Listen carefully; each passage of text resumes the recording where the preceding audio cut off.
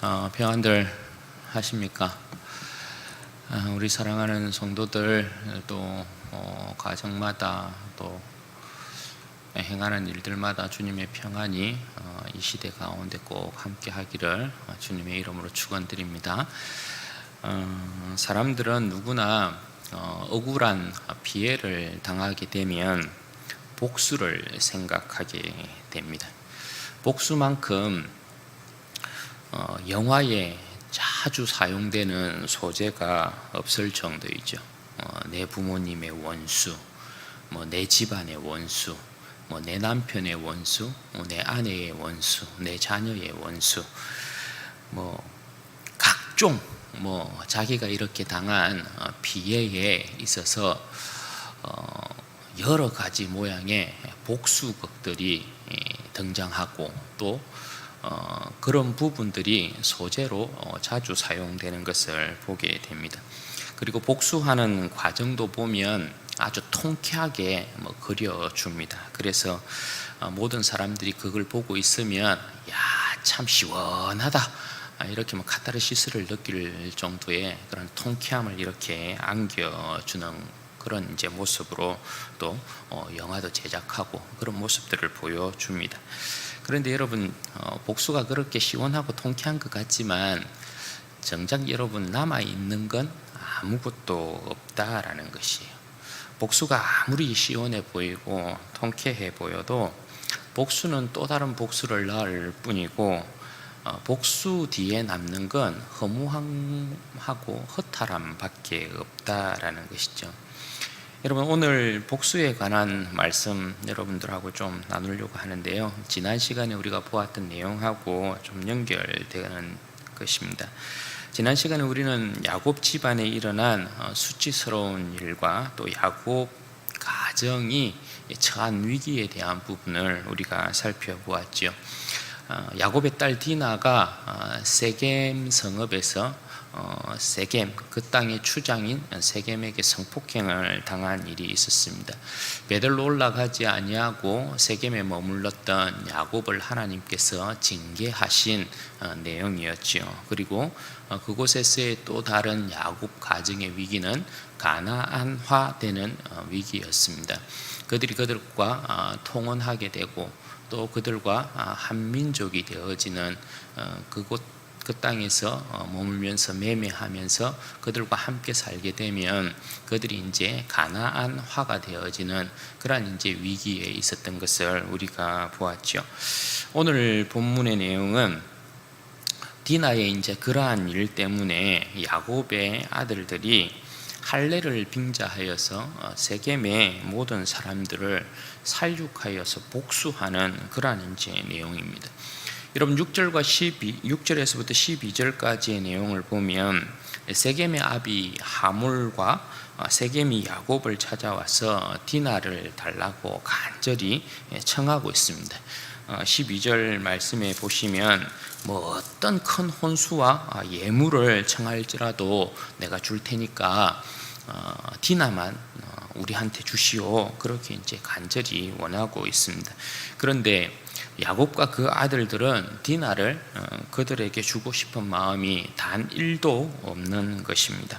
오히려 저들은 어떻게 하면 디나의 이 일로 말미암아 저들을 죽일까, 그러니까 응징할까, 복수할까, 그것을 이제 생각하고 있는 것이죠. 그래서 그들이 생각하고 있는 게 뭡니까? 혼수와 예물 대신에 할례를 요구하고 있습니다. 할례를 요구해서 저들이 할례를 받고 극심한 고통의 때가 이르면 그때 이제 그들을 다 죽이려고 하는 그런 계획을 세웠던 것이죠. 따라서 13절에서 17절의 내용을 보면 야곱의 아들들이 할례를 요구하고 있는 것을 보게 되죠. 할례를 받으면 저들이 요구하는 대로 너희들과 우리가 통혼하고 너희와 우리가 한 민족이 되어서 살도록 하겠다, 그렇게 이제 이야기를 하고 있습니다. 그런데 이 대답은 13절 말씀에 보면 명백하게 속여 대답하고 있는 것입니다. 그런데 이 하몰과 세겜은 야곱의 이 아들들의 말을 철떡같이 이제 믿은 것이죠. 그래서 하물과 세겜이 그 이야기를 듣고 그들 성읍의 사람들을 설득하고 있는 이제 내용이 18절에서 23절까지의 내용으로 이어지고 있습니다. 여러분, 여기에서 보면 디나를 이렇게 이제 욕보였던 세겜, 그 땅의 추장인 것이죠. 세겜 땅의 추장이 세겜입니다. 이 세겜은 야곱의 딸 디나를 정말 사랑하고 있는 모습이죠. 그 말을 이제 할례를 이렇게 받아라 야곱의 아들들이 이야기했었을 때 지체 없이 그렇게 할례를 행합니다. 그 이유에 대해서 19절에 보면 그 사람이 얼마나 디나를 욕을 보였지만 디나를 사랑하고 있었는가에 대한 부분을 그렇게 이제 이야기를 하고 있습니다. 지체 없이 할례를 받고 또 그 성읍 사람들을 적극적으로 이렇게 설득을 시키고 있죠. 아버지 하물과 그리고 그 아들 세겜이 성읍 사람들을 적극적으로 이제 설득을 해서 24절에 보면 그 성읍의 모든 사람들이 할례를 받게 됩니다. 여러분, 이제 세겜 사람들이 할례를 받았다. 그건 이제 무엇을 이야기하는 것입니까? 세겜 사람들이 할례를 받게 되었다라는 것은 이제 그들도 할례의 언약에 따라 아브라함의 후손들이다. 아브라함의 복에 참여한 자가 되었다. 그것을 이야기하는 것입니다.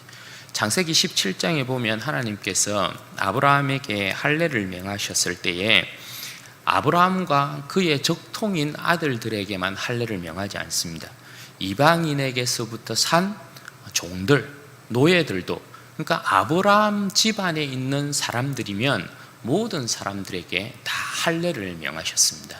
그건 뭘 이야기하는 것입니까? 아브라함의 적통이 아니어도, 아브라함의 혈통이 아니어도 누구든지 할례의 언약에 따라서 아브라함이 섬기는 하나님을 섬기면 그도 언약 백성이라는 것이거든요. 아브라함의 복에 이방인들도 참여하게 된다라는 것을 말씀하고 있는 것이거든요. 하나님께서 아브라함을 부르신 이유가 또 거기에 있는 거잖아요. 아브라함을 부르신 이유가 천하 만민이 아브라함을 통하여서 복을 받게 하기 위하여서 아브라함을 부르고 계신 것이란 말이죠. 그래서 아브라함의 집안에 있는 모든 사람들에게 다 할례를 시키죠. 그런 의미에서 여러분 보자면 오늘 이 세겜 사람들은 하나님께서 아브라함에게 명하신 할례의 언약에 지금 동참하고 있는 거죠. 그럼 이건 뭘 이야기하는 거예요? 이들이 비록 이방인이지만 오늘 할례를 통하여서 그들도 아브라함의 복에 참여하게 되었다라는 것을 이야기하는 거예요. 그리고 이 사건은 야곱에게 일어난 화를 하나님께서 다시금 복으로 바꾸시는 과정으로 나아가고 있었던 것이죠. 왜냐하면 하나님은 징계하시지만 결국은 선을 목적으로 하시는 분이시기 때문에 그런 것이죠. 그런데 야곱의 아들들이 지금 행하는 짓이 뭐예요? 25절에 보시면 세겜 사람들이 할례를 받고 가장 고통이 극심한 3일째에 야곱의 아들들, 여기에 이제 주동자가 누구냐 하면 시몬과 레위입니다. 이 전부 레아를 통해서 난 자식들이거든요. 디나도 그러하고. 그러니까 시몬과 레위가 주동을 한 건 어쨌든 자기 이 엄마 레아로부터 난 또 배다른 동생이 아니고 같은 배에서 난 여동생이란 말이죠. 그러니까 이들이 아마 주축이 된 것 같아요. 그래서 이 시몬과 레위가 어떻게 합니까? 할례를 받아서 3일째 이제 고통 가운데 있는 세겜 성읍의 남자들을 모조리 다 죽여버리는 거예요. 그리고 어떻게 해요? 그 형제들까지 우르르 몰려가가지고 그 성읍에 있는 모든 재산을 다 탈취하고 부녀들은 사로잡아서 노예로 데리고 오고 디나도 다시금 데리고 오고 있는 것입니다. 여러분, 지금 야곱의 아들들이 행하는 이 짓은 한마디로 짐승만도 못한 짓을 이렇게 하고 있다라고 할 수 있어요. 여러분, 왜 그렇습니까? 하나님의 언약 백성인 표, 할례를 받은 사람들을 이렇게 도륙하는 일은 있을 수가 없는 거예요. 여러분, 이 짓이 얼마나 추하고 악랄한 짓이었느냐. 여러분, 이후에 야곱이 12아들을 이렇게 축복할 때 시므온과 레위는 축복을 하지 않습니다. 축복하지 아니하고 오히려 저주를 돌립니다. 저들을 잔해하는 칼들, 그리고 폭력의 도구, 이렇게 규정을 합니다. 이 두 아들에 대해서. 그래서 저들의 모의나 저들의 집회에 아예 참여하지 말라, 그렇게 이야기를 하죠. 그리고 그들을 어떻게 합니까? 지파 중에 흩어버려요. 지파의 힘을 가지지 못하도록 지파를 그냥 쫙 이렇게 가나안 땅에다 흩어버립니다. 다른 이제 지파들 같은 경우는 여러분 어떻게 해요? 지파별로 땅을 분배해 주거든요. 그런데 이 시므온과 레위는 지파 중에다가 이렇게 흩어버리는 것이에요. 야곱이 나중에 이렇게 이제 12아들을 축복하는 이 기도에서 시므온과 레위에 대하여서 이렇게 기도한 내용은 야곱이 그가 이렇게 행한 감정이 남아 있어서 그들에게 그렇게 저주를 한 것이 아닙니다. 야곱의 그 축복 기도는 하나님의 영이 야곱의 입을 통하여서 12아들을 축복한 것이기 때문에 12아들을 축복하는 가운데 시므온과 레위에 대하여서 저주를 돌린다는 것은 그만큼 하나님께서 시므온과 레위가 한 이 행위에 대한 부분을 아주 악랄하게 봤다는 것입니다.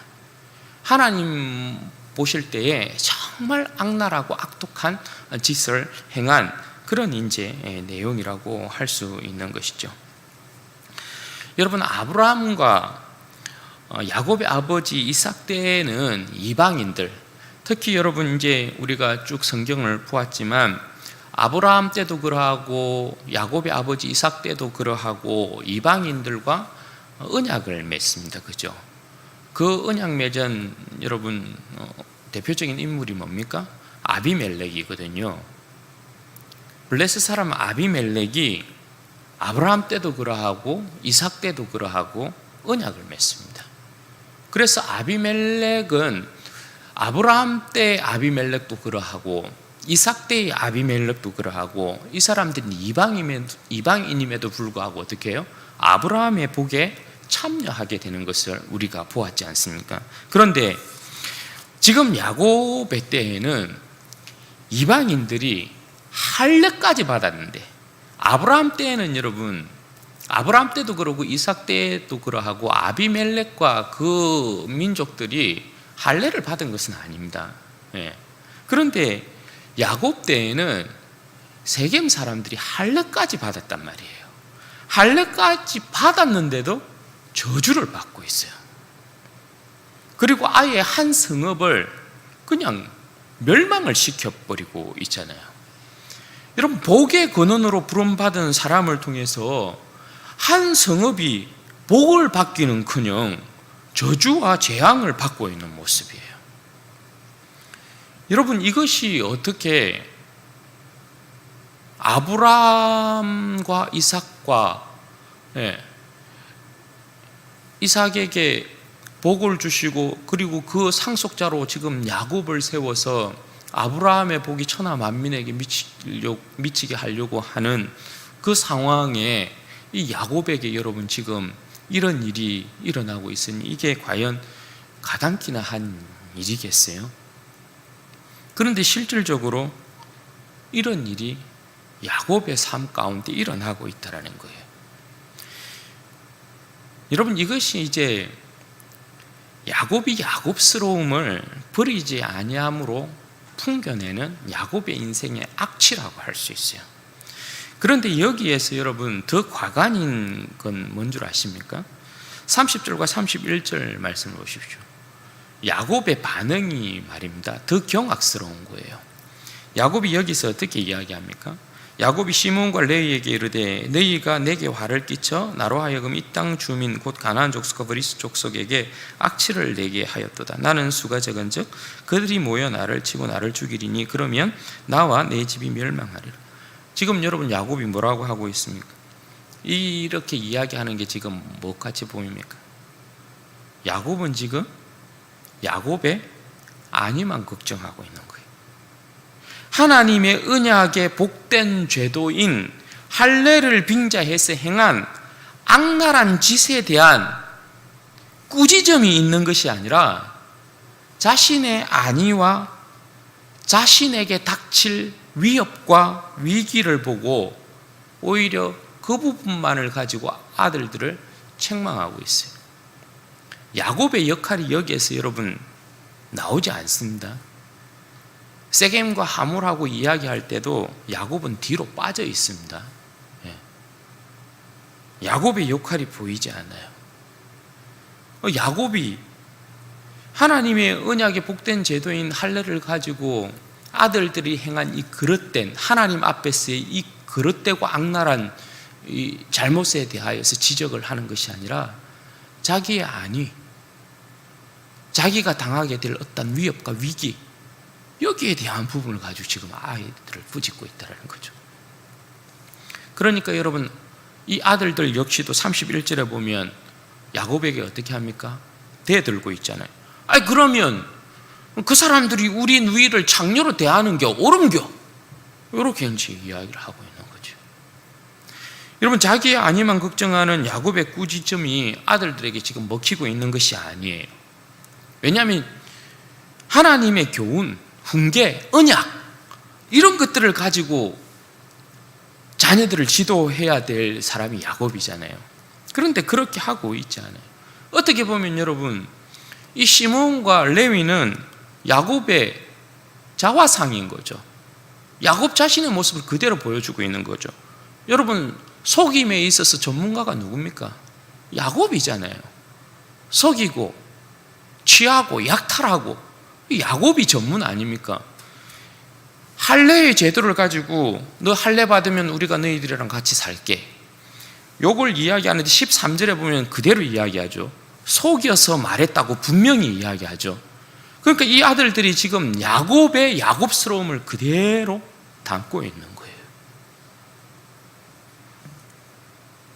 그러니까 여러분 이렇게 큰 죄를 짓고도 악랄한 죄를 짓고도 오히려 의기양양한 그런 태도, 그런 모습을 보이고 있는 이 아들들이에요. 여러분 오늘 이 야곱 집안의 비극이 보이십니까? 디나의 일을 통해서 하나님의 징계를 깨닫고 여러분 얼마든지 선으로 만들어낼 수 있었어요. 할례의 언약을 여러분 꺼내어 들었기 때문에 할례의 언약으로 맹세한 이상 저들이 비록 디나를 더럽히긴 했지만 욕을 보이기는 했지만 그들을 하나님의 복으로 참여시킬 수 있었다라는 거죠. 그러나 야곱은 언약의 머리로서 그 아들들을 제대로 단속 못했어요. 마치 아담과 같은 거예요. 아담이 언약의 머리로서 하와를 단속해서 그리고 가장 지혜로운 들짐승인 뱀을 이렇게 단속해서 하나님의 명령을 지켰어야 됐는데 그렇게 못한 것처럼 야곱도 언약의 머리가 자신이잖아요. 그러면 아들들이 이러한 악랄한 짓을 아예 하지 못하도록 막았어야 됐죠. 그런데 야곱의 역할이 보이지 않았다는 거예요. 야곱이 그렇게 하지 못했다는 거예요. 그로 인해서 이 아들들은 하나님의 은혜의 제도인 할례를 가지고 한 성읍의 모든 사람들을 다 학살하는 그런 만행을 자행했다라는 것이. 여러분 나름 이 시몬과 레위 그리고 이 야곱의 아들들도 나름의 여러분 이유가 있어요. 이스라엘에게 하지 못할 짓, 수치를 안겼다라는 그런 복수의 명분은 있었다라는 것이죠. 그러나 그렇다 하더라도 하나님의 언약의 이 제도인 할례를 빙자해서 이러한 짓을 행하는 건 절대 여러분 용서받을 수 있는 일이 아닌 것이에요. 이것이 여러분 야곱 집안의 비극인 거예요. 여러분, 억울한 일에 대한 복수를 생각하자면 우리 주님처럼 확실한 명분을 가지신 분이 없죠. 하늘 보좌 버리시고 그 백성 구원하시기 위해서 이 땅 가운데 왔더니 오히려 수치와 능욕과 모멸을 안겨주고 오히려 십자가에 못 박혀 죽으신 분이 우리 주님이세요. 그것도 여러분 이방인이 그렇게 한 게 아니고 하나님의 백성이, 그 백성이 그런 짓을 했으니 정말 여러분 이방인보다 더 악랄한 짓을 한 것이잖아요. 그런데 우리 주님 십자가에서 그런 백성을 저주하지 아니하시고 멸하지 아니하시고 저들의 죄를 사하여 달라 아버지께 그렇게 기도하셨어요. 그리고 그 저주의 십자가를 세상 모든 사람들이 아브라함의 복에 참여하도록 축복의 십자가로 바꾸어 놓고 있는 것을 우리가 보게 돼요. 여러분, 십자가는 하나님을 향한 세상의 몹쓸 짓입니다. 십자가는 하나님의 사랑에 대한 세상의 몹쓸 짓이거든요. 정말 악랄한 짓을 행한 것이거든요, 세상이. 그러면 하나님은 십자가를 빌미로 세상을 얼마든지 멸할 수 있어요. 아들을 십자가에 못 박아 죽인 세상에 대하여서 그 마땅한 응징, 복수, 처절한 이 대가를 돌려줄 수 있어요. 세상을 완전히 멸해버릴 수도 있는 것이죠. 그런데 하나님은 아들에게 몹쓸 짓을 한 세상을, 아들을 십자가에 못 박아 죽인 십자가를 진노의 십자가가 아닌 사랑의 십자가로 바꾸십니다. 세상은 아들을 죽였지만 하나님은 아들을 통해 세상을 구원하시기로 하십니다. 누구든지 아들을 십자가에 못 박아 죽인 것, 그래, 좋다, 내 그거 용서한다. 그런데 누구든지 내 아들을 믿고 아들이 구원자인 것을 인정하면 내가 너희들을 용서하고 구원하겠다. 그래서 여러분, 신약의 할례의 사건이 뭐예요? 세례죠, 세례. 누구든지 아버지와 아들과 성령의 이름으로 세례를 받으면, 십자가에 못 박히신 예수 그리스도를 믿고 세례를 받으면 다 하나님의 자녀가 되는 권세를 주신 것이에요. 여러분, 오늘 우리가 세겜 성읍 사람처럼 하나님의 진노를 받아 영원히 죽지 않고 하나님의 자녀가 된 이유가 여기에 있는 것이에요. 그런데 사랑하는 여러분, 아이러니하게도 이런 사랑을 입은 우리가, 기독교인들이 하나님의 영광, 그리스도의 영광이라는 명목하에 세상을 향해 얼마나 여러분 잔인한 칼을 휘둘렀는지 여러분 아십니까? 중세 때도 그러했고 지금도 그러해요. 중세 때에 여러분 일어난 그 수많은 종교 전쟁들, 죽고 죽이는 그 살육의 현장들, 그리고 대표적인 사건이 여러분 십자군 전쟁.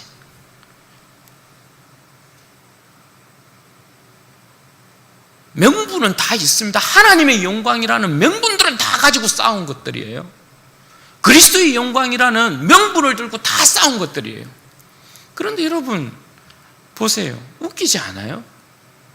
하나님은 이미 진노의 십자가를 축복의 십자가로, 사랑의 십자가로, 용서의 십자가로 바꾸어 놓았는데, 그리스도를 따른다는 우리가 하나님의 영광이라는 명분을 들고 그리스도의 영광이라는 명분을 들고 사람을 죽여요. 아이러니하죠.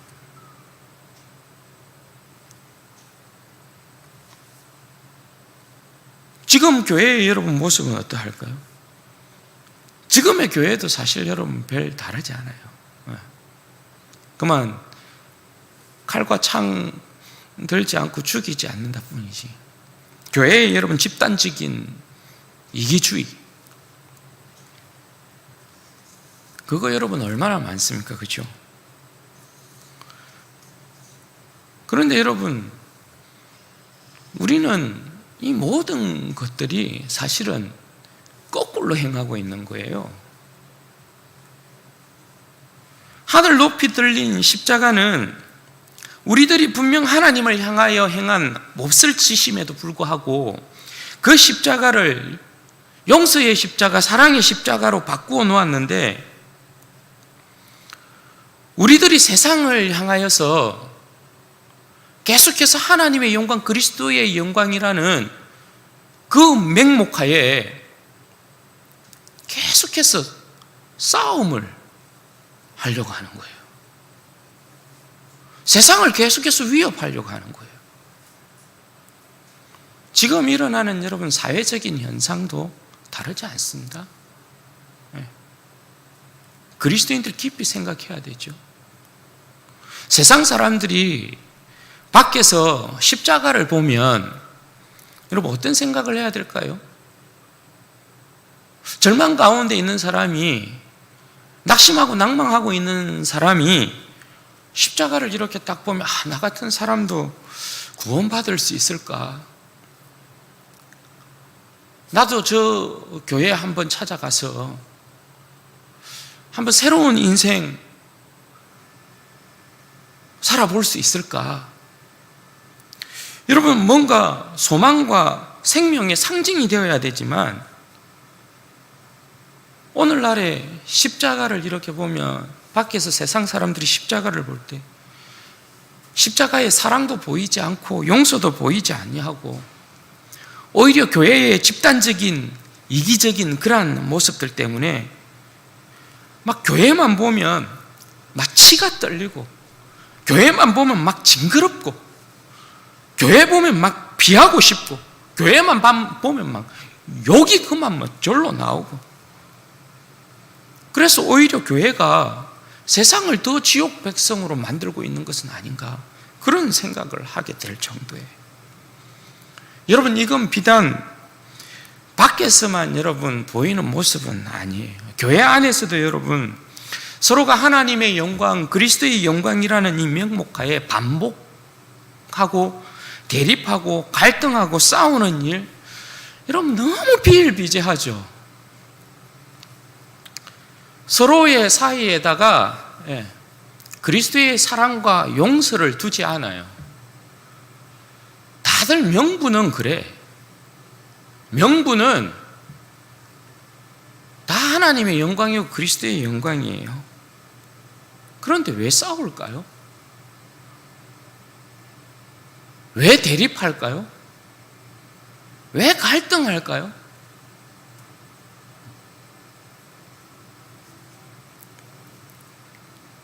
서로의 사이에 그리스도의 그 사랑의 십자가, 용서의 십자가, 화해의 십자가, 그거 세워놓고 있지 않기 때문에 그렇죠. 그런데 여러분, 우리가 십자가의 사람이라면, 우리 안에 주님의 십자가의 흔적을 우리가 새기고 있다면, 우리는 반드시 여러분 복의 통로로 쓰임 받아야 될 줄로 믿습니다.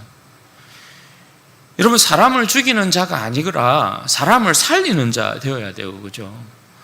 형제를 저주하는 자가 아니라 형제를 축복하는 자가 되어야 되고, 자매의 죄와 허물을 덜 주는 것이 아니라, 그것으로 쑥득쑥득 되는 것이 아니라 사랑으로 덮어줘야 되고, 그죠?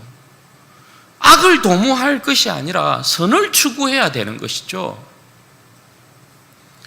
우리가 어디에 있든지 무엇을 하든지 우리 안에 있는 십자가로 인해 우리는 반드시 생명을 살리는 역사에 쓰임받아야 됩니다. 여러분, 2021년 한 해 여러분들 꼭 그렇게 되어야 합니다. 생명을 살리는 십자가의 은혜를 받은 자들로서 하나님, 저도 예수 그리스도와 함께 생명을 살리는 자로 꼭 쓰임받는 축복의 한 해가 되게 하나님 복을 주십시오. 그렇게 기도하고 쓰임받아야 될 줄로 믿습니다. 여러분 개인의 감정으로 인한 복수의 칼을 갈지 마십시오. 개인의 감정으로 인한 잔인함을 여러분 드러내려 하지 마십시오. 그리스도인들이 여러분 참 교묘한 게 그런 거거든요. 우리는 대놓고 막 이렇게 칼 뺄 수 없으니까 교묘하게 위장하거든요. 사랑하는 척, 말씀이 그렇게 이야기하는 척, 기도하는 척, 교묘하게 자신의 감정의 이 칼날을 뒤에 숨기거든요. 그러면 안 된다는 거죠.